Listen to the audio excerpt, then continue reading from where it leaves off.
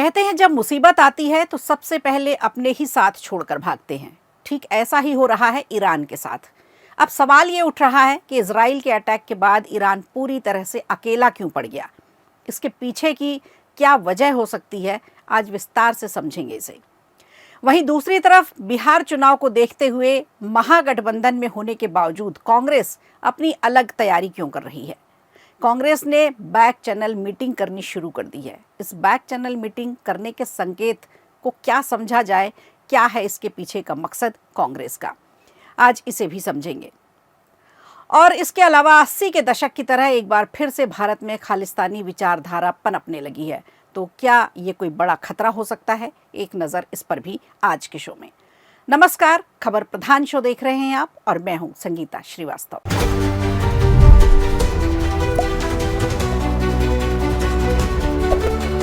Middle east का आसमान इन दिनों आग, बारूद, बम और मिसाइलों से पटा पड़ा है।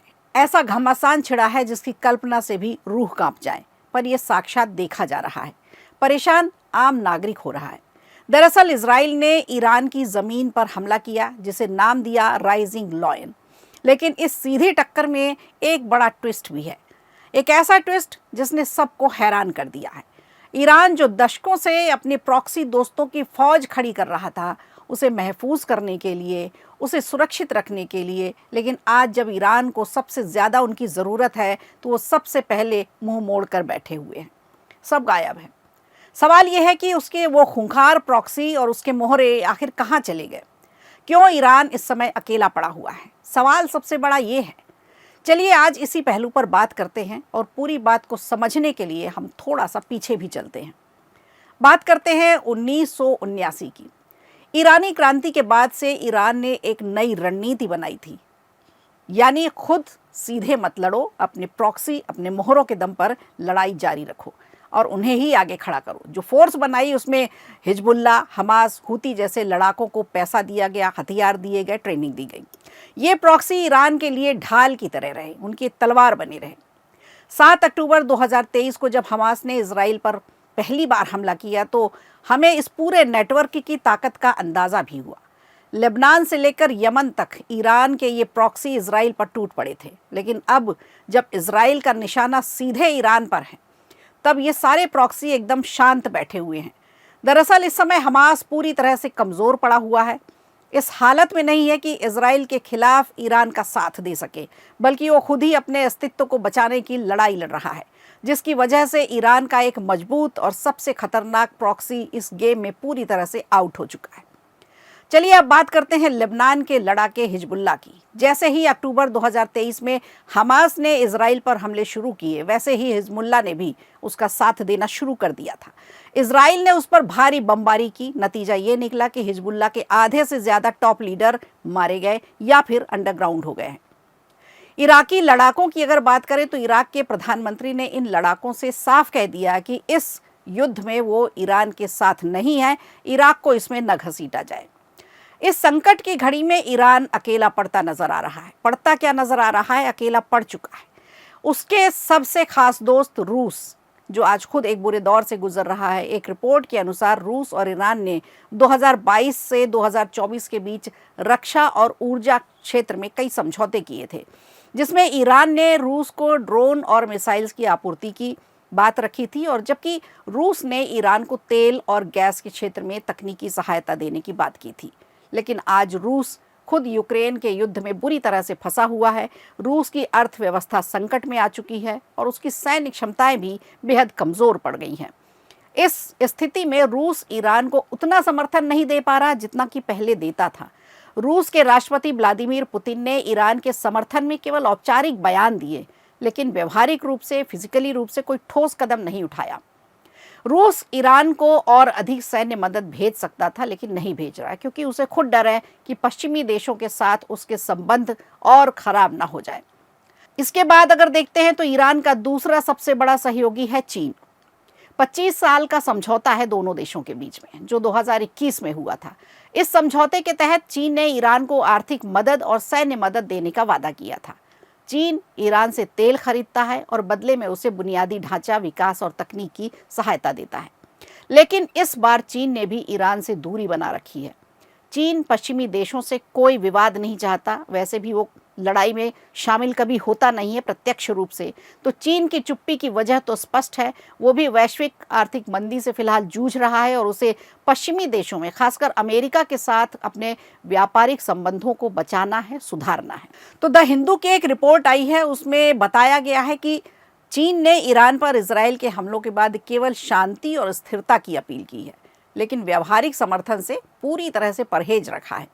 चीन को डर है कि अगर वो ईरान का खुलकर समर्थन करता है तो अमेरिका और यूरोपीय संघ उसके खिलाफ एक बार फिर हो जाएंगे और फिर कड़े प्रतिबंध लगाएंगे, तो उसकी इकोनॉमी पर बुरा असर पड़ेगा। इसके अलावा देखते हैं और कौन कौन से देश सहयोगी रहे हैं ईरान के, जो इस समय मुंह पर पट्टी बांधे बैठे हुए हैं और साथ नहीं दे रहे हैं। ईरान से तुर्की, सीरिया और लेबनान के भी अच्छे संबंध रहे हैं। फिलहाल ये सब खामोश हैं। तुर्की खुद नाटो का सदस्य है, लेकिन ईरान के समर्थन में खुलकर नहीं आया।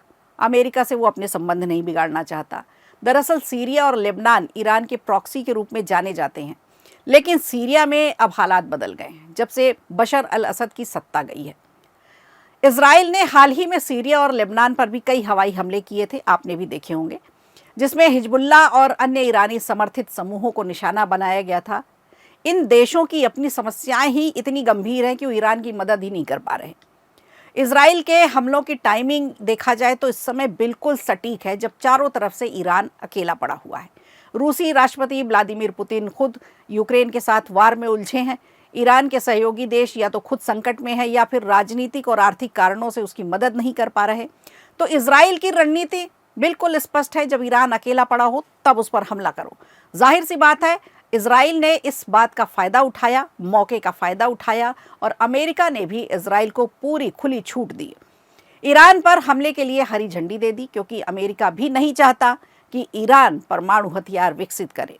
तो यही है सबसे बड़ी वजह ईरान के अकेले पड़ जाने की।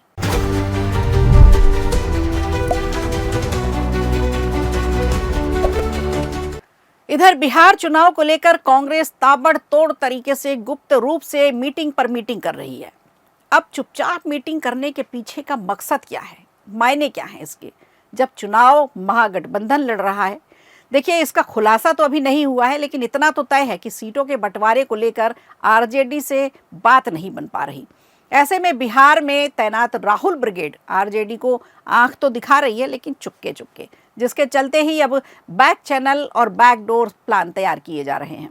कांग्रेस, जो अब तक राष्ट्रीय स्तर पर भाजपा के खिलाफ इंडिया गठबंधन का हिस्सा रही है, लेकिन वो अब बिहार में अपने पुराने सहयोगी आरजेडी से दूरी बनाती दिख रही है। पिछले कुछ हफ्तों से कांग्रेस के अंदर लगातार गुप्त मीटिंग्स चल रही हैं। ये खबर जब हमें और आपको पता है तो निश्चित मानकर चलिए तेजस्वी यादव तक भी ये पहुंची होगी।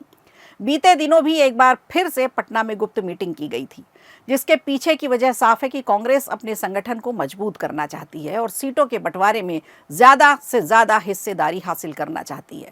लेकिन सवाल ये उठता है कि आखिर कांग्रेस सीट हासिल करने के लिए गुप्त मीटिंग क्यों कर रही है? क्या ये संकेत है आरजेडी के साथ अब रिश्ते पहले जैसे नहीं रहे? तो इसके लिए हमें बिहार कांग्रेस की कोर टीम की रणनीति को समझना होगा। दरअसल राहुल गांधी और उनकी कोर टीम की माने तो बिहार में कांग्रेस को अब सहयोगी पार्टी के बजाय एक निर्णायक ताकत के रूप में देखा जाना चाहिए।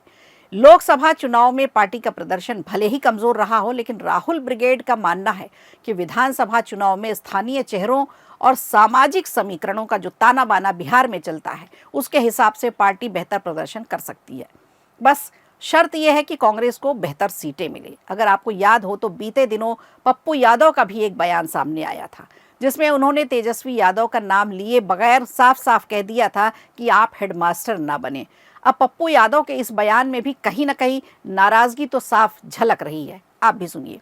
क्या हम लोग देखेंगे विधायक के रूप में चुनाव लड़ते हुए? आप इस सब चीज़ को छोड़िए, लेकिन मैं एक सलाह ज़रूर दूंगा घटक दल लोगों को, इंडिया गठबंधन के घटक को,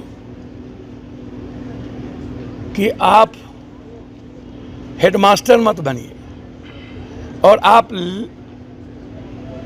पार्टी स्वतंत्र है और कांग्रेस का माँ बाप राहुल गांधी, प्रियंका गांधी खड़गे हो सकते हैं, विचारधारा हो सकती, कोई और नहीं हो सकती। आप ये तय नहीं कर सकते हैं कि कौन कौन लोग लड़ेंगे।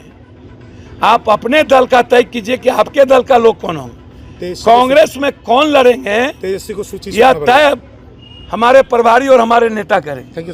खैर, इसके अलावा ये भी चर्चा है कि कांग्रेस कुछ छोटे छोटे दलों के साथ बैक चैनल पर बातचीत करने में मशगूल है, उन्हें अपने साथ शामिल करना चाहती है, जिससे जरूरत पड़ने पर उन्हें एक ऑप्शन अच्छा मिले, गठबंधन को और मजबूत किया जा सके, या फिर यूं कहें कि एक तीसरा फ्रंट खड़ा किया जा सके।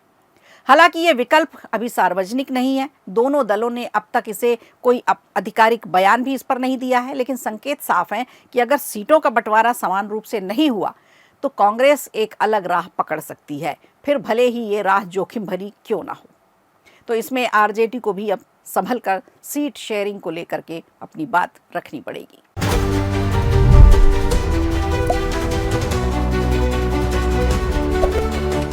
अगर आपको याद हो 80 का दशक, तो सरकार इंदिरा गांधी की थी, बेहद मजबूत आयरन लेडी जो कभी अपने इरादों से डिगने वाली नहीं थी। कठोर से कठोर फैसले लिए उन्होंने, लेकिन निशाना उन्हें बनाया खालिस्तानियों ने। देश में उस वक्त खालिस्तानियों का आतंक था। खालिस्तानियों का देखा जाए तो कलाकारों पर हमला करने का जो तरीका है वो पुराना है।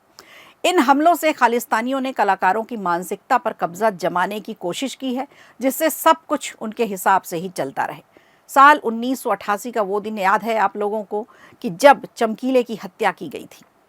अपने समय के महान गायक जो काफ़ी विवादों में भी रहते थे, उन्हें खालिस्तानियों ने मौत के घाट उतार दिया था, जिसके पीछे की वजह सिर्फ एक थी कि उनके गीत डबल मीनिंग के हुआ करते थे। लेकिन क्या सिर्फ यही वजह है उनकी हत्या करने की, और क्या ये जायज़ है? खैर, हाल ही में हुए पंजाब में चर्चित सोशल मीडिया इन्फ्लुएंसर कंचन कुमारी के कत्ल के आरोपी अमृतपाल सिंह मेहरो के हीरो बताने वाले पोस्टर लगने शुरू हो गए हैं। कंचन कुमारी सोशल मीडिया पर कमल कौर के नाम से जानी जाती हैं। कमल कौर अक्सर इंस्टाग्राम पर, सोशल मीडिया प्लेटफॉर्म्स पर अपने वीडियोस बनाती हैं, जिसकी वजह से उन्हें कई बार धमकियां भी दी जाती हैं।